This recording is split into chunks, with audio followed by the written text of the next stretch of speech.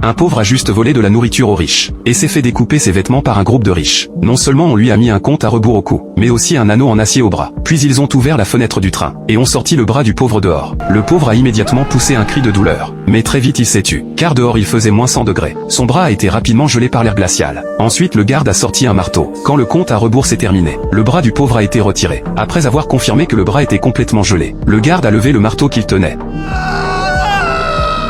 Face à tout ce qui se passait, les pauvres dans le wagon n'osaient pas protester, car la terre était entrée dans une ère glaciaire. Toutes les villes étaient devenues des sculptures de glace. Les survivants ne pouvaient vivre que dans ce train en marche. Le pire c'est que, il existait une cruelle hiérarchie de classes dans le train. Les riches vivaient à l'avant du train, menant chaque jour une vie de luxe. Mais les pauvres vivaient dans la queue sale, survivant chaque jour avec des gâteaux noirs. Les riches enlevaient leurs enfants. Dès qu'un pauvre se plaignait, ils subissaient une torture sévère. Ce qu'ils ignoraient, c'est qu'une bataille pour la justice allait commencer. Le lendemain, les pauvres n'en pouvaient plus. Pendant que les gardes distribuaient la nourriture, Mike décida de lancer l'attaque. Après des jours et des nuits d'observation, il avait découvert que les armes des gardes étaient vides. Pour vérifier son intuition, Mike traversa la foule, et pointa directement le canon sur lui-même.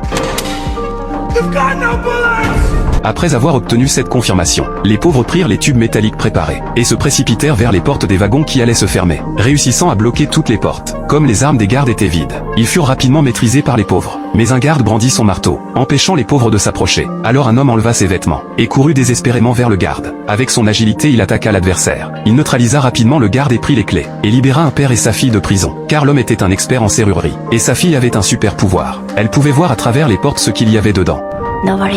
Avec l'aide de l'homme, la porte du wagon fut rapidement ouverte. C'était le wagon où l'on fabriquait la nourriture. Mike voulait savoir ce qu'il mangeait d'habitude, mais il fut horrifié par ce qu'il vit. La nourriture était faite de cafards. Pourtant les pauvres affamés se battaient encore pour en avoir. Soudain la femme sentit un danger.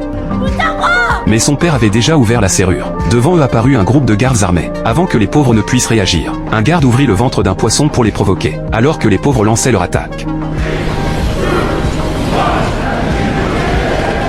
Les gardes mirent leurs lunettes de vision nocturne. Le train entra bientôt dans un tunnel sombre. Les pauvres désarmés ne pouvaient pas résister. La femme derrière regardait avec des jumelles, savourant le massacre devant elle. C'est alors que Mike pensa au feu. Les pauvres passèrent le message à leurs camarades. Quand le garçon à l'arrière reçut le message, il envoya rapidement le briquet qu'il avait fabriqué. Le wagon sombre s'illumina instantanément. Les pauvres prirent rapidement le dessus. Mike maîtrisa immédiatement leur chef. Quand le train sortit du tunnel, ils découvrirent que la moitié des pauvres étaient morts.